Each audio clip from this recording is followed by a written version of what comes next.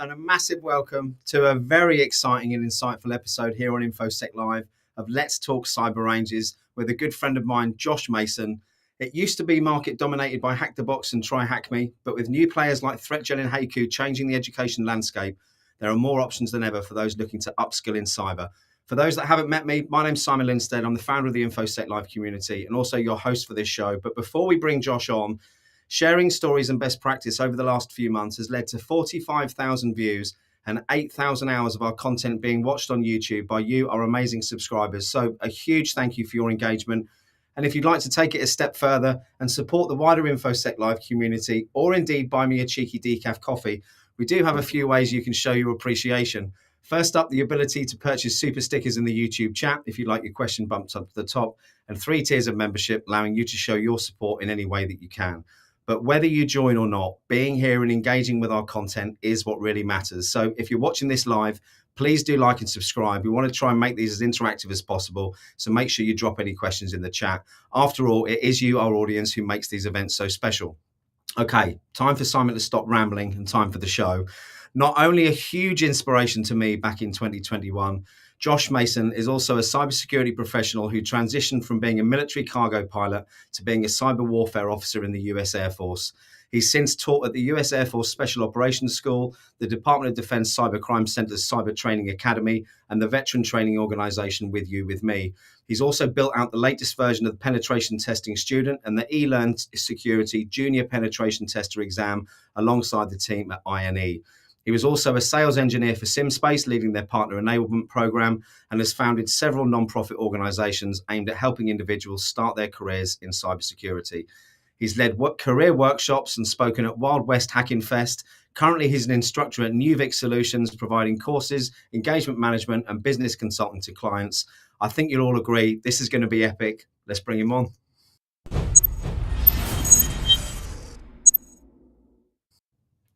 Welcome. Hey, Simon. How are you? I gotta figure out who wrote that bio for me, because I think it was my old VP of channel. I love the fact that you have someone who writes your bio for you these days. He was our channel manager. He was pretty epic. Good friend of mine. But look, massive welcome and massive thanks for coming and taking some time to come on the show. Just a quick shout out to the massive amount of people in the audience. Thank you everyone for tuning in, for making this engaging. I see Daniel Hall there, who I haven't seen for a long time. Great to see you. Shane, Druva, Beth, Dorota, JJ. If I've missed your name, apologies, but thank you for tuning in. It does mean a lot. And before I let Josh speak, because everyone knows I like talking a lot, this man was an absolute inspiration to me back in 2021, just as I'd set up the InfoSec Live community. I wasn't working. I was having a really bad time. I'd spoken to dozens of industry leaders, some of whom are nice, some of whom, to coin a phrase, pissed all over my parade and told me not to bother trying to do what I was going to do. But Josh wasn't one of those, gave me a bit of a pep talk, gave me lots and lots of confidence. And look what's happened in the last 2 years, Josh. So thank you so much. And I know I have given a bit of background about yourself, but do you want to embellish on that a bit for people who haven't met you before? Yeah. Hey, Simon. Thanks. Not cool. You can't start the whole thing with me crying. It's always a good one. No, but it's heartfelt, right? There's people in this industry who allude to the fact on social media that they're there for others and they're there to help people, when in my experience, not everyone is. There's a lot of self-serving individuals out there, and you're not one of those. And that to me, it meant a huge amount. So if you're crying good, it's good cry, I hope. Thank you, mate. Man. I was a Boy Scout growing up. My folks were active in the church. And then I joined the military for a lot of the same reasons. I like helping people. And I've kind of kept that. I actually had a Pop-Tart for breakfast myself today. I was thinking of you. But I don't know. I like helping people. That's kind of what drives me in a lot of things. It's why I like cybersecurity. It's why I like sales, truth be told. Because I can kind of do that. And it's why I did like Cyber Supply Drop and New Village, and yeah. So thank you, my friend. No, So you said that you said the words "I like sales." Is that completely Yeah. true? Yeah. Um, in general, I enjoyed it. Uh, this time last year, I got tired of recording myself talking to myself. Like this is fun. But like you've recorded videos. Yeah, it's hard When you work. record like 30 hours of yourself, even if you're doing something technical, I don't know. For me, it's one of those things where I'm like, man, I need to interact with people more and not just the guy who I'm like, hey, here is my poor video. I hope it's I hope there's It's all right. something It's there. all right. We've got AI now, so you just have to put the text in, and you can create your own avatar, Josh. So I wish that was there last year. yeah, I'd be cranking out courses. Um just by uh man, video as code. Oh, that's gonna be good. It's gonna be good. But someone's like, you know what, you can make money and help people if you like join up with the right companies and do like sales engineering. I was yeah, like, well, tell me more. Talk to a couple sales guys like Jeff Gold over at VMware. He does Old Guy Wednesdays with Neil, yeah. and he jumped into a call with me, and he's like, "Yeah, my sales engineer is awesome. Like, here's how it works. Here's how it goes." I was like, "Oh, okay, cool. I need to go see if I can find a sales engineer gig and see what that's like." And then the team at SimSpace was like, "Yeah, Josh, come over here." And we did the US Cyber Games last year. I helped Neil with that and got to meet Pete Hay and the team over there, and worked with Jessica and at US Cyber Games and play cyber. And it was awesome. And I was like, this is a sweet platform. And then I saw that they had sales engineer gigs, and I was like, what's that like? They're like, why don't you come find out? And it was pretty awesome. It's a cool platform. It's cyber ranges. And I loved it. And I got to talk about it all the time and jump into the platform and show it off to people. They sent me to Turkey. I went and talked to a bunch of US Cyber Command folks over here. That was one of the great things. Like one of the last conferences I went to was for military cyber folks. And this guy who his full-time job is at US Cyber Command, he came up and he's like, wait, are you guys the ones who run PCTE? And we're like, yeah. He's like, man, I've heard it's a hot pile of shit. I was like, okay, wow, all right. Like, how so? And he's like, well, I build ranges and like virtual networks. And I was like, okay, can your virtual networks do this and that and the other? He's like, what? I was like, here, let me show you. Can it do this? And I had a screen up behind me. He's like, oh, that's cool. I was like, can it do this? Like, can you jump into this machine? Can you like, does it have automated attacks? And they're like, okay, okay. There's been a miscommunication somewhere. Did you We're gonna find out need who you to, told him it was shit? Then who told him it was shit? One of your competitors, or yeah. I was like, all right, let's have a let's have a meeting somewhere behind closed doors where we can talk about more important stuff. I got stolen by Ryan at Nuvik before that one went down, but I hear that they're doing well. well, um, talk to me about the new role then. yeah, so it's a mix. It's really awesome. I'm over at Nuvik Solutions, which is started by Ryan Learvik. He previously was the CEO at Grim. He founded Grim with Bryson, and then spun off to do his own thing. And that's how Nuvik Solutions came along. We've got a red team, we've got risk management, and we've got some exploit developers and instructors over here. So my role is as a technical trainer or instructor. We currently have a contract teaching, but since it's been going on before I showed up, they've already got the bandwidth. So I am doing a lot of business development these days, and focused on our growing role of building cyber ranges. So I'll be moving into the director of training cyber ranges role this summer, because we've got a couple contracts coming down the line. So Maybe building. talk to me about who Yeah. the cyber rangers are for. Who are they targeted again to? Um, ours kind of target Fortune 100s. Yeah, And we're very secretive about our clients at Nuvik. I'm yeah, used of to course. sales where you would tell who your clients are all the time, because like they'd be like, oh wait, so and so has you guys. Oh, okay, well we want that. Nuvik is different, and it's like a lot of cybersecurity companies. The people who know, and the people who don't, like we don't advertise who our clients are. But Fortune 100s, large companies, some small companies.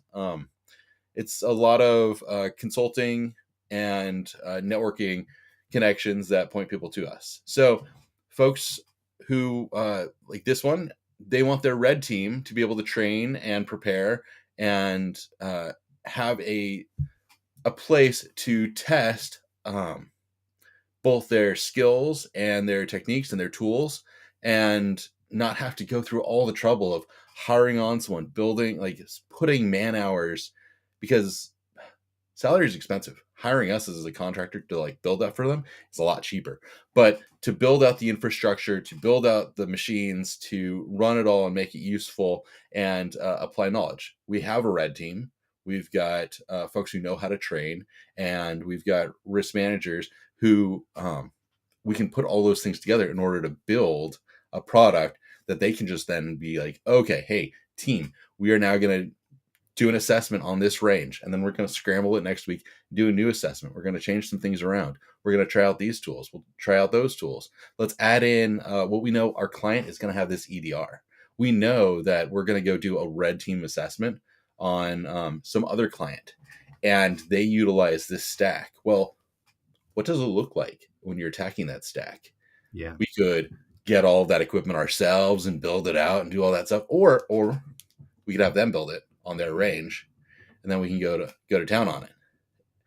And There's a massive market for IR tabletop and ranges at the moment. I mean, I've only been in the industry, as you know, for 2 years, but the feedback I've had from the leadership I've spoken to is the same as what you've just said, which is the manpower, the hours to put these things together is very onerous and expensive. And a lot of them were using getting providers in to do their ranges before, which were a bit crap. I think the response has been, and also not tailored to the environments that the businesses have actually got. So I expect you're a very busy man at the moment, Josh. Yeah. I'm writing a lot of proposals. Yeah, that's good. No, I don't hate it. It's fun. It's awesome. It's frankly, it's a lot of what I was doing at SimSpace, except I get to own the whole process, and it's a lot more streamlined. We had a big mechanism and a lot going on at SimSpace. It's a great product. It was built for the U.S. military. Number one customer, making up like almost 80% of sales, was the U.S. military, and that has a different sales mechanism than everyone else. Much slower one, I would have thought as well. Yeah. Like you want one of these guys, like this C-130 right here, like that thing's $150 million. And the U.S. military is like, yeah, give us 80 of those. Yeah. And that's fine. When you've got like a company out of Africa that wants to move people across the place, they're like, do you have any of those that are like 50 years old that cost like 20 grand? And it's different, right? So the same thing goes. You might have a Fortune 100 company who's like, man, we've got a $20 million budget. Like, I can't spend 1 million of that on a cyber range. Or they might. That'd be a nice proposal. Yeah, right. Maybe they got breached recently, and all of a sudden they've got an influx of like $20 million to increase their IT and cyber infrastructure. You can hire like 20 folks, and you could also add in a couple more tools, and you could probably get a cyber range and some training with that. So those were the sort of customers that we aimed at, and a lot of VARs, people who could run tabletops, people who could create scenarios, customers who or partners who would have customers that could utilize it, people who wanted to build out training. For example, say you've got a training course on how to be a SOC defender, but the infrastructure for that can be mixed. A lot of SOC training is, and I don't know, JJ and others back me up. You get like a lab, you've got logs, you've got PCAPs, maybe you've got a system image, and then you got to work on those. And it's a lot of digital forensics feeling instead of like real time, like, oh, we just got an alert. Is someone active now? That is hard to emulate. SimSpace has the ability to emulate that, which is kind of crazy. You mentioned his name, so I've brought his comment up here. Yeah, I just saw that too. So a lot of solutions tackle the attacking as opposed to the defensive and responsive nature of security. I support the Mhm. accentuation, great word, JJ, of training around what businesses really want to defend and help support and protect business value generation. Well said, sir. Yeah, that's right on, man. Some folks should steal that and use it in their marketing. Yeah, I just copied and pasted it. Yeah. It's JJ's had a bit of a week about that, so it's a bit of a flippant comment, JJ. So don't take it to heart. But I think some people have been nicking his content and posting it online this week. So. oh yeah. It's that one's hard. Hopefully it ends up being helpful in the long run. It's the highest form of flattery, is what I It would say. is. Yeah, It but is. It's hard. still It's kind of annoying annoying. though. Yeah. When you come across something, you're like, wait, that's my PDF. I would like a tag or something at least. I feel like I saw JJ's post and I was like, yeah, I mean that feels reasonable. At least be like, dude, I stole this from JJ. Yeah. One, you jump on like their network. Yeah. The person you tagged, like that gets more seen at your stuff. Well, that's what we do, right? Yeah, of course. Want to get content out, tag people. Yeah. But Let's take a step back because there's a fair few people in here I'm recognizing from the names who are either transitioning in from the military or transitioning in from other careers. So let's take a step back to when you left the military and what happened next and how you found it. Do you mind talking about that? gladly. So when I was getting out, it was the sort of system where it was like, you've got 6 months and then you're going to be a civilian. And I was kind of expecting it, but it was also walked into the commander's office. He handed me the letter, opened the letter, and that's what it said. So that was like my when I knew it was going to happen. And that was fine. I was feeling ready to move on, but it was also like, oh man, I've only got 6 months. I don't know what I want to do when I grow up. I was teaching. I was loving teaching, but I was teaching Introduction to Special Operations and SOF Air Command and Control. And do you know the applicability of those to like other jobs? It's hard. It's hard to make the. I connected with our friend Stefan Semmelroth, and Stefan was like, dude, no, you're going to do cyber. I was like, I kind of want to do project management. Everyone tells me if you've been in the military, you're doing project management. And he's like, yeah, that's what they say. It's full of bull.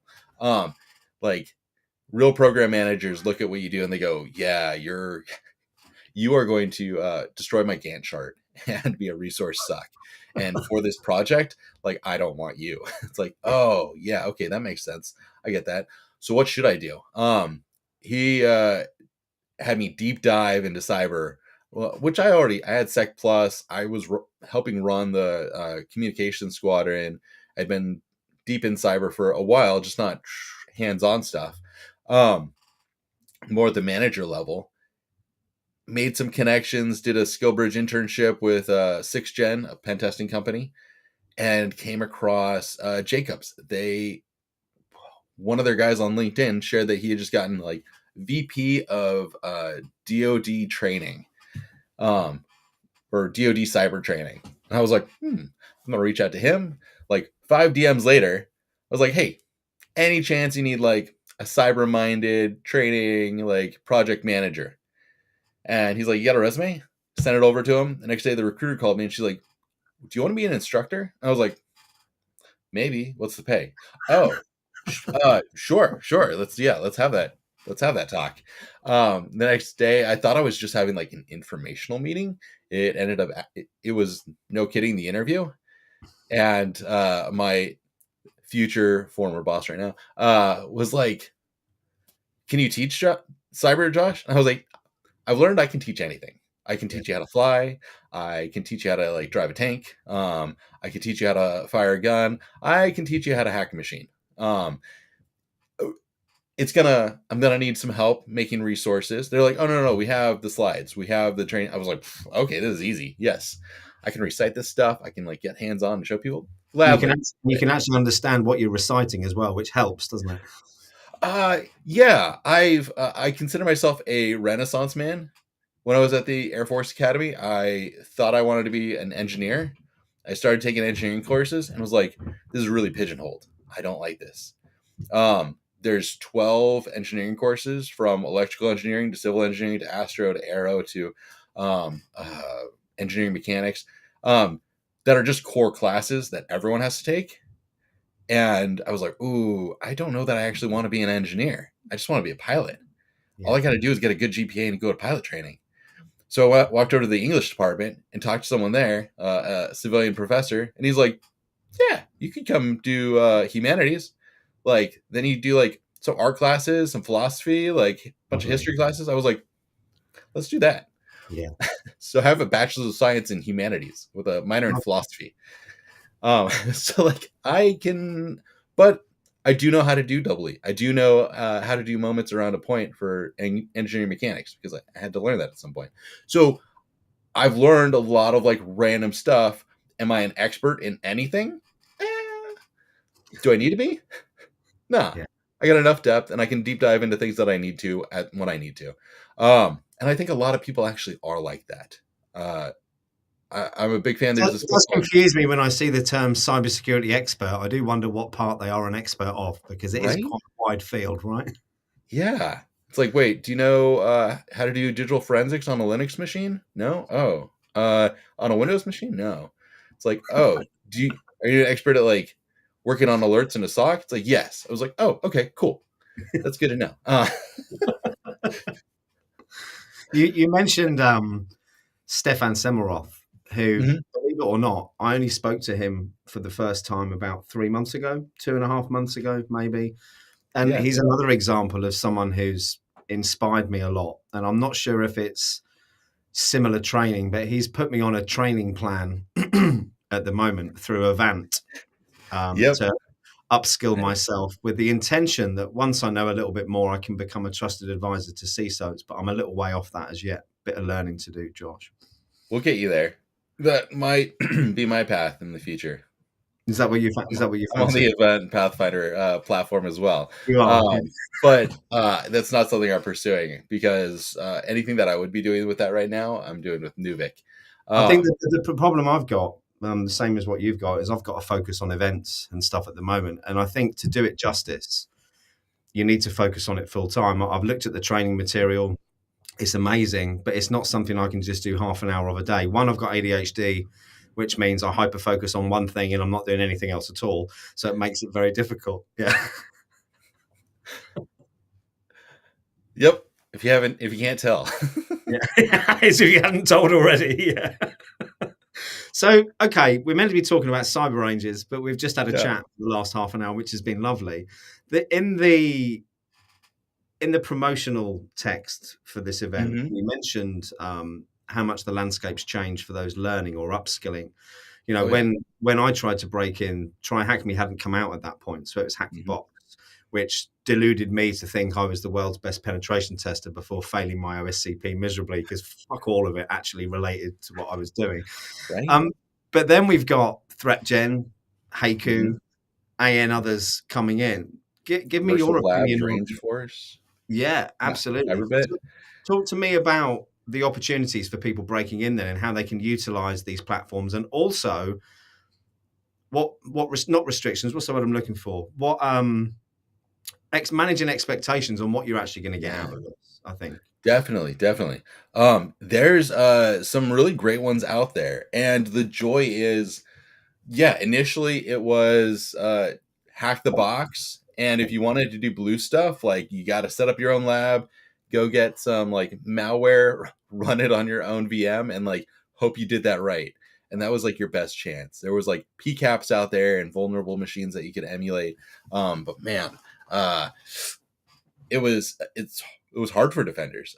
Even with you with me, we built out a lab for blue team stuff, and it was set up your own Waza server and like replay a log, and that was a pain in the ass, like Yeah. frankly.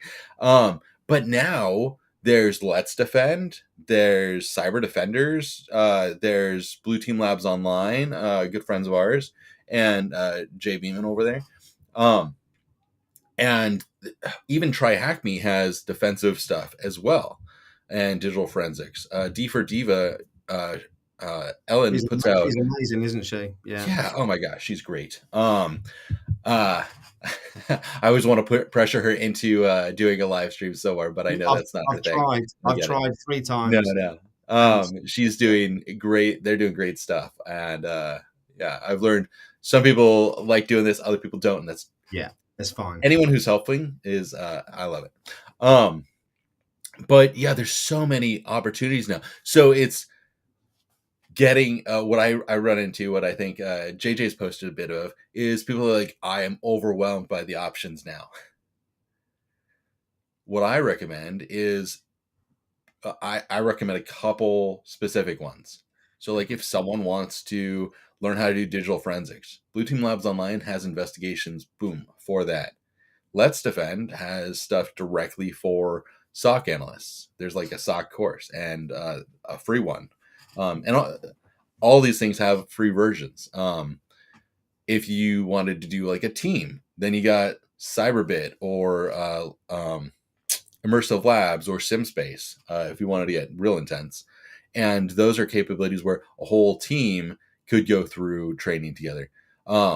Range Force has some really great Defender labs. And for students, I think they do their full library for like $50 a year, But which would you say that, yeah, pretty good. I mean, so the mistake I made was Mm-hmm.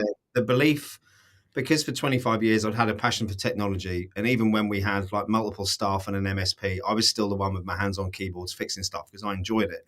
So Yeah. that led me onto a study path where I thought I knew quite a lot more than I did. So Yeah. I probably didn't do enough of the fundamental stuff before I Mm. started on the labs. What Yeah. would your recommendation be for people who haven't got the technical background? Are they all right to jump straight into these ranges and labs, or should they be doing some prep work? Um, I I say people aren't going to do things that they find are boring, right? We don't Yeah, read books that we don't enjoy. We don't watch shows that like we find boring.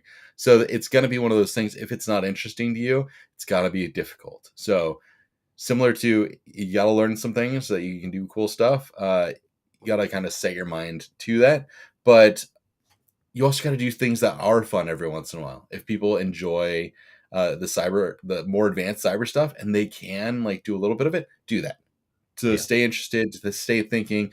But then I always recommend people go to Professor Messer's YouTube channel and just 100%. binge watch. Yeah, Or for that. they've got at the Professor Messer website, like this is the video that covers this topic. Go watch like the 5, 10, 15-minute videos that cover those topics. And then do something else. If it's boring, then go do something else. Grab like a Jason Dion course, watch it, go do something else. But those fundamentals, go watch some A+ courses. I don't know that everyone needs to go get A+, like where we're at. Like that's not going to be super helpful. I think I Like, agree. So I did get A yeah. plus, and Mhm. what it did for me is it plugged some gaps. I mean, when I started the book, I thought I knew all of it, but then when I got onto the peripherals and some of the hardware stuff, it did genuinely help. But whether you actually need the Mhm. exam or not, I could Yeah. suggest that that piece of paper hasn't particularly helped me in my career, but the underlying knowledge that I've learned has. Yeah. Yes. I totally agree. Yeah, and that's what I'd recommend. Like, especially go study things and use the free resources for it where possible. Uh, Folks who want to get really hands on but don't know all the things about security, go grab like a $30 Security Plus book. And Ian Neal, he's out your side of the pond. Um, he's been teaching and doing cybersecurity for like 3 decades. Who's this? Ian Neal, Ian. Yeah, IANNEIL. He's put out a Security Plus book and he teaches full time. He actually teaches for the U.S. military out there to get them 85, 70 qualified and to get them their Security Plus. So he knows the stuff. He's put out free resources on securityplus.training. It's got like a couple practice exams that he's also got in his book. It's got flashcards, like digital flashcards, love that. um, and like a whole study guide. So if you were to buy the book and then go through his study guide, it's the whole curriculum and like the questions you would ask students. Like it could be used for teaching Security Plus. Like you just have everyone get the book, use his free study guides, and it's the course that he teaches. And then he also teaches these things for free. There's a class starting on Sunday, and he's got 2 spots open for vets. So if What's the anyone wants website? to, just Ian Neal, he's on LinkedIn, but or Security Plus training. Here, I'll send it to you. Save me trying to do two things at once, which I can't do. While you're doing that, then we've got a couple of comments. Thank you. Let me copy Yeah, that. You're far too quick for me there, Josh. Crikey. There been we go. modding for Neil and Jerry for a long time. So Well, it is. I haven't spoken to Jerry for ages. Actually, he's doing really, really well. I hear he's going to be on TV soon as well. yeah, that's pretty How awesome. exciting! So JJ's made a really good point. Sort of back to what we were saying about the study. The academic Mm-hmm. studies within security is crucial for building a solid foundation. Prior to getting stuck in, additionally, practical training needs to complement your academic studies. And I completely Oh agree yeah, with that. I really do. There's a question. Where are we? thank you. I can find it. Yeah, studying is huge. I'm currently enrolled in some Adrian Cantrell AWS classes. I'm enrolled in AP Sec Academy in Port Swigger to up my API pen testing and like web pen testing knowledge. Since I'm not hands-on keyboard as much, hey Jess, Okay. I'm sorry. I'm not like doing it all the time, but where it fits around other meetings, engagement planning, because one of my other roles here is an engagement manager. So I've got a red teamer who's doing a external pen test next week, and I'm doing a lot of the coordination with the customer, help write the report, track the narrative, make sure that they're staying in scope and like pacing for the engagement. Making sure like, hey, you're down a rabbit hole. We've got other things to hit. Like, come back to this one. How are you enjoying the people management side? It's cool. It's a lot of Yeah, fun. I got a great team here that I'm working with, I and think that helps, doesn't it? hugely. Massive. Let me Another thing for like training. go on. Uh, I'm trying to peer over, but I can't see. no worries. Like right now, I've also got like all these books from Pact. They send them to me to review, but also like tons of great stuff, like the Yeah, malware amazing. analysis techniques. Like Love. I go through these and I'm like, oh yeah, that's cool, and I try out the stuff. Um, I think one of the coolest things from meeting so many amazing people is getting sent free stuff. And I'll just do yeah. a little name drop here. I met the man not only with the coolest name in the world, but with the best job history. His name's Professor Buck Rogers. Ooh. And he used to be the CISO for the Bank of England, I think BAE Systems. He's now doing some work for the International Monetary Fund. And he sent me this through the post last week. I'll just get it. I won't take it out. I won't take it out of the box because I'll never get it back in. But if you can see it, Ooh. it's my first ever home computer, which was the Sinclair ZX81, which came out in 1981. I think it's showing my age. Whoa. But yeah, there are some amazing people about. I've got a question at the bottom here from Toasty Pops. Yeah. Do you consider cyber ranges to fall under the category of gamification of security training? And what are your thoughts on gamification? They can be. So there's some rooms on Try Hack Me that are kind of gamified. There's capture the flags that like you when I think of like the gamification, and we have this talk a lot. There's the difference between training nice And Jay's mug, and Jay's in the chat. He sent me this mug as well. Sorry, Jay. yeah, Yes, I've got the mug's lovely. I love it. But like what makes it gamification is the entertainment factor of it Yeah. and kind of the competition side of it. So it's how I think of it's how you use it. So esports, play cyber, US cyber games, where it's no kidding, like tournament of like how well did we find the IOCs and defeat or like stop the attack on these like live networks as a game. That's where it's like who can get the most points in this amount of time is pretty epic. Yeah. It's again how you use it. Because you could also just do training, or if you've got a cyber range, you could do testing. So in and of itself, it's not necessarily gamification, but they kind of can work together. Goes back to what you said a little while ago about Yeah, doing things that you find interesting and things that are mhm, fun, because it can yeah, get very, very, very dull just sitting there reading books all the time. So having something that can help improve your knowledge, but also engage your attention. And I know you're like me, Josh, and JJ, a little bit competitive as well. So if there is that competition level in there, that engages me a lot more. As long as I win, otherwise I'm miserable for weeks. Oh yeah, I mean, we would go to training in C-130s, and there'd be people who like you got closest to the target with all your airdrops, or you got like the closest time for like your TOTs, because it's like, hey, this box needs to be on the ground at 15:03 and 0 seconds, and you're like, all right, put it in the computer, run like the calculations, like get out the whiz wheels, like make sure that like you're making a turn. You're like, okay, if I turn faster right now, I'll be 5 seconds early. If I turn slower right now, I'll be 5 seconds later. Like, how do I need to roll this out so that I'm right on? And like those were things that we did when we were flying so that we could shag it. Does it matter in like the real world, like that it's there right on time? It could. It could. We dropped off some stuff in like Afghanistan, and however long they're out there waiting and like keeping this field clear so that like we could drop stuff, they're just sitting waiting in the open, and that's not a good spot for for folks who are in war.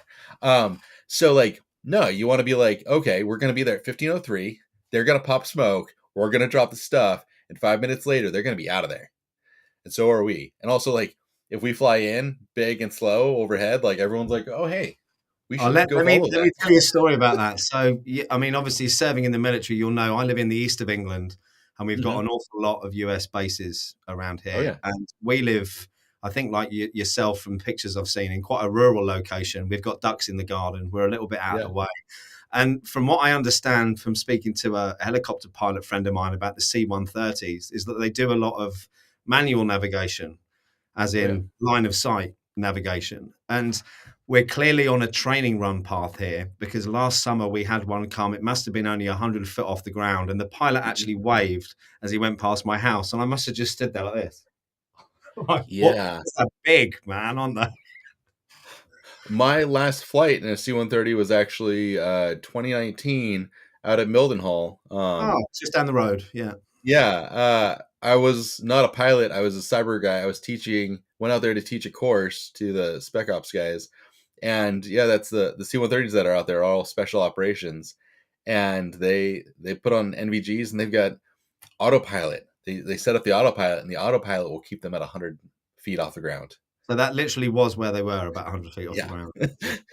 And they're allowed Well, to do I it out couldn't there, reach which up is and touch wicked it. It was that close. crazy. You guys don't have many mountains. It's wild. Where we live, I live on the Norfolk Broads, which is about 40 miles away from Mildenhall. And obviously, because it's the Broads, it's completely flat. There's no hills, Yeah. no anything at all. So a bit bleak in Yeah. the winter. Dreamscape in the summer, hellscape in the winter. That's where we are. Nice, nice. Let me just check to see if we've got any more Yeah. questions in here. What have we got? Here we go. Man, Kevin Daniel. dropping all the vet resources. Good old Kev. Good Thank man. you, Kev. Good to see you. We need a catch up. It's been too long. Hey, Dr. Mike. Good to see you too. Great question. Is gamification versus training like combat sports versus street fighting? Yes and no. So What there's great a little analogy. bit. Uh, I don't know. I think of We can talk training. about street fighting for a bit if you want, because I'm still broken from my youth. Nice. Were you a little bit of a ruffian? Were you a soccer brawler? I was I kickboxed from a young age, Ah. and I left. I was lucky to be privately educated. My adoptive family sent me to private school. When Mhm. mum and dad split up when I was 13, I went from private school to local state school. So you can imagine what happened, but I was pretty good, handy as well. So on the first day, I got in trouble, people picking on me, and it just went on from there. And then you become a target who everyone wants to have a fight with. And I was lucky when I left school that I got away from all that. But yeah, I've got to be honest, I used to quite enjoy it. Yeah, Yeah. I understand. I yeah. understand. Probably should have set the Um, live stream. it's all right. It's It's all right. in the I got past. better. I'm fine now. It's all right. Yeah. Question for Josh. Here we are, Larry. Great to see you, Larry. It's been ages, my friend. What is your view or opinion on either documenting or creating a report of I can't even talk, of the discovery and mitigation measures when going through a cyber range, mostly from the perspective of highlighting one's skills and knowledge for the purpose? Right. I feel like Larry is baiting me because he knows my answer to this one. I feel What, like Larry? Bait you? I doubt that. uh, this is like one of my biggest points is I feel like this is like the best way to really get out there and get a job in cybersecurity. Uh like, not to call her out, but hey Jess, isn't that kind of how that worked? It's kind of what I recommend people do. Get out on LinkedIn, get on YouTube, like start sharing what you know, what you've done, utilize the cyber ranges that are available, and start sharing like, oh, hey, I did this room, I did this training, I thought it was interesting this way, I think it's helpful for other people. Then employers go, oh, hey, Bob over there is doing a bunch of training. He seems to know what he's talking about. Oh, he Yeah. did like 80 investigations on Blue Team Labs online and he posted about all of them. And you know what? His way of like following through all of the chat keeps distracting me. Me too. Yeah, it's the ADHD. Don't worry about it. It's all right. Yeah. Uh, they have the mindset and the skills to follow along on this investigation. Let's get them over here. Let's pay them. Like let's make some money off this person. The amount of And people I've it seen happens. land It jobs from works. that, yeah, it does. It really does. I That's mean, the only reason I got my first job in the industry was from networking on LinkedIn. There's no two ways about it. And again, the whole InfoSec Live community has not been yeah. promoted on any other platform other than Oh yeah. LinkedIn. It's an amazing place as long as you remain positive, and we all have bad days, right? And I think some people make the mistake of sharing those a lot on social media, which isn't going to help with the job search, perhaps. Yeah, yeah. It can be disheartening.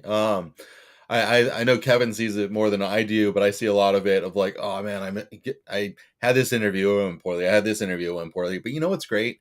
Those folks who are like in our community, who are active, who are sharing these things, they eventually share like, I got this job, like I landed this job, like I got this interview, and you're just like, yeah, get it.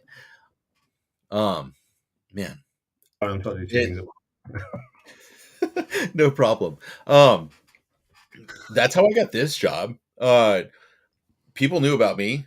Uh, Chris Foulon, Chris, Yeah, yeah, doing well. he hit up Ryan, the CEO at Nuvik, and was like, "Hey, Ryan, you should talk to Josh." End discussion. That's it. Chris out.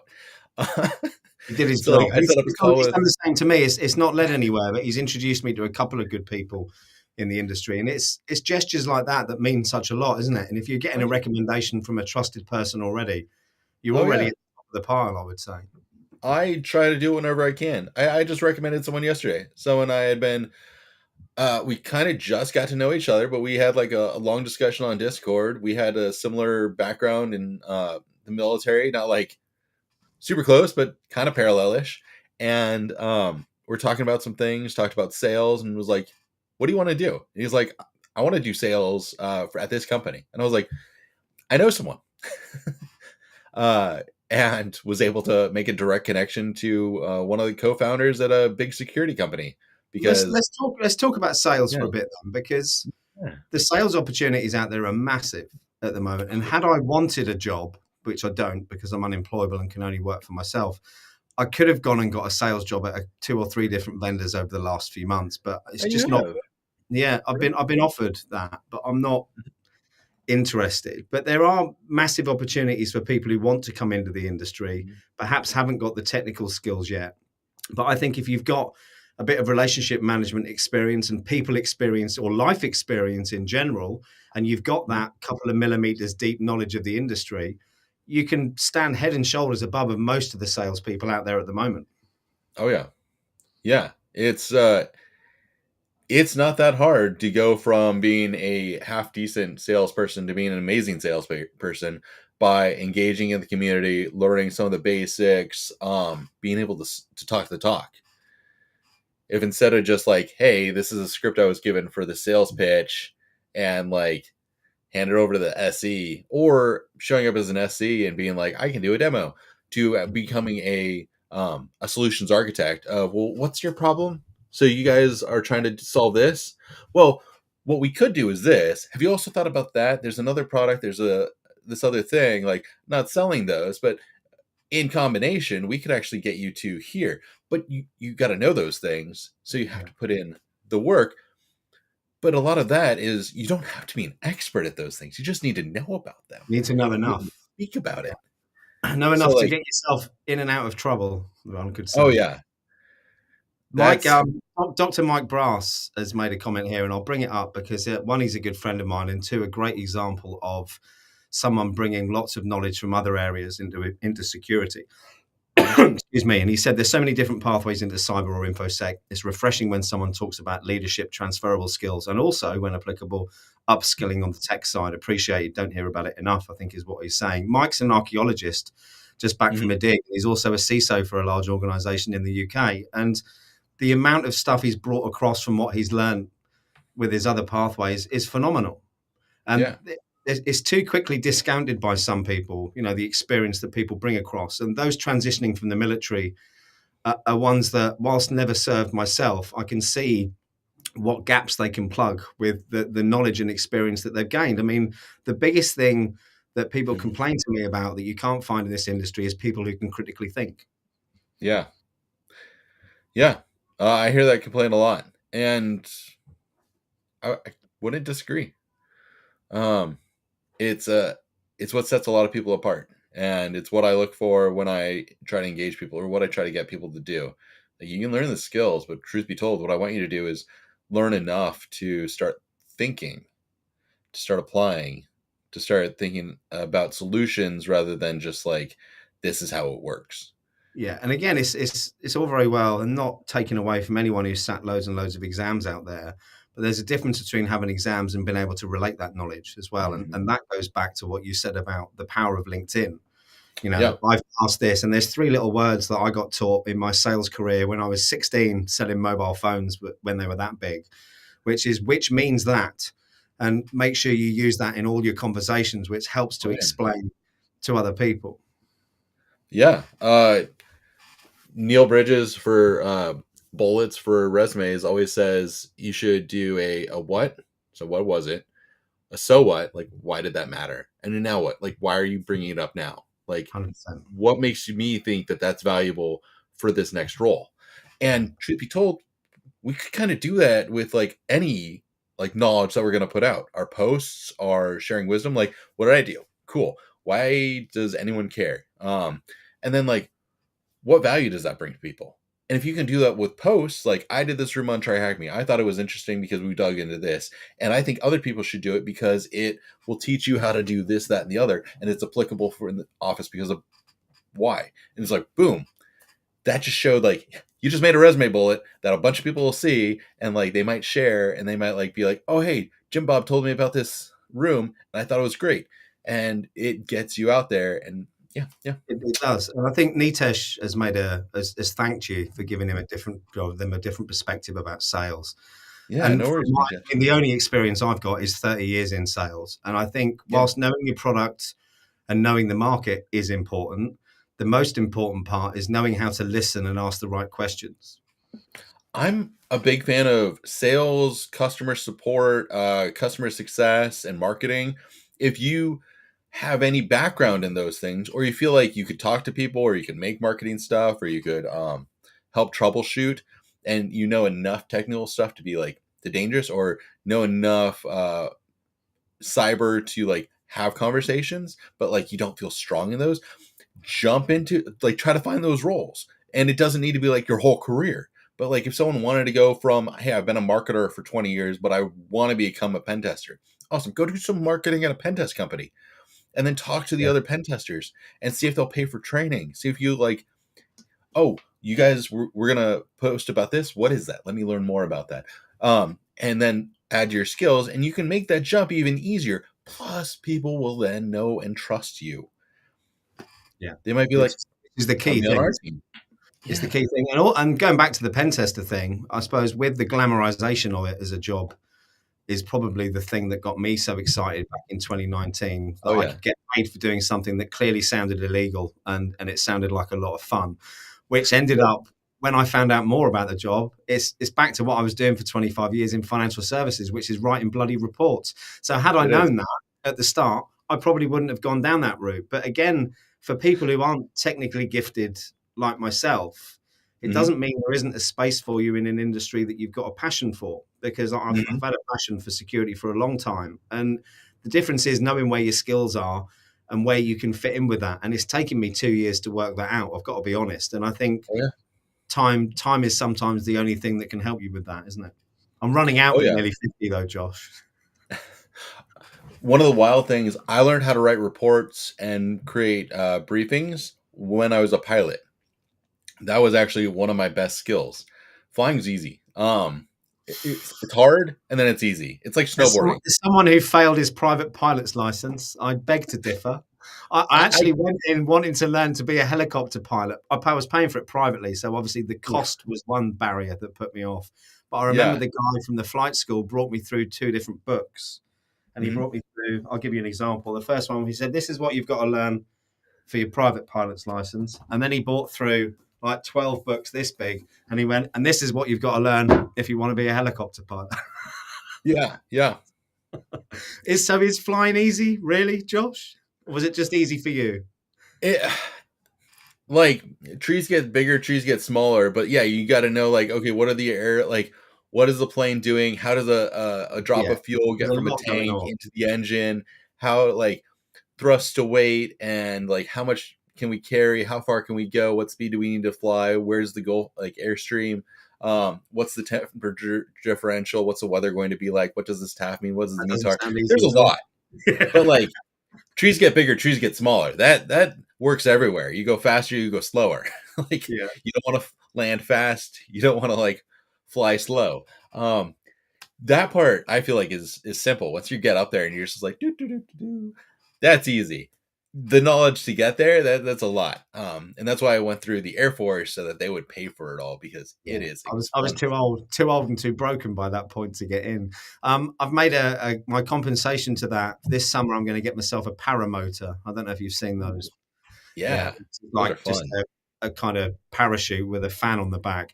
And where we are, because it's so flat, I can launch it from our garden, basically. So I've been looking at one of those. I've just got to convince the wife, who made me get rid of my extremely fast motorbike 2 years ago, for the same reasons, that this is extremely dangerous and she doesn't want me to. You have a few kids? I've got 6. Yeah. 6 kids, 1 granddaughter, couple of ducks and a dog. Yeah. Nice. We've got 1 minute left, Josh. Yeah. 1 minute left. It's gone so quickly. It's been so much fun. Any words of wisdom for people who are trying to break in before we wrap things up? Be active, communicate, help share with other people. Look at jobs where you can do things that you already know how to do that are touching cyber. If you're trying to get through into cyber, if you're starting out, then show that you have skills and that you can be valuable on day one. Utilize Twitter, YouTube, LinkedIn, however best you can. Follow us. JJ's in here, Kev's in here, Justice is in here, Dr. Mike's in here, and participate. And that's going to take you really far. If anyone's got any other questions, feel free to hit me up on Discord or LinkedIn. I'm on almost every server that you guys are on. Hit us up on there's your LinkedIn link. Being nearly 50, I'm not on Discord, so I can't drop those links, but I'm sure you'll find Josh on there if you have a look. I just want to say, paramotoring, Nitesh, does sound really exciting. Just need you to speak to my wife and explain that to her, that it's excitement, not danger, and we'll be all good for the summer. Josh Mason, it's been an absolute pleasure. It's been absolutely ages since we've spoken. Have you got 2 minutes to hold on after we wind up, just so I can have a chat and say goodbye? But everyone, thank you very, very much for tuning in. We're back in the studio next week. Other than that, have an amazing weekend and look forward to seeing you all soon. Take care. Bye.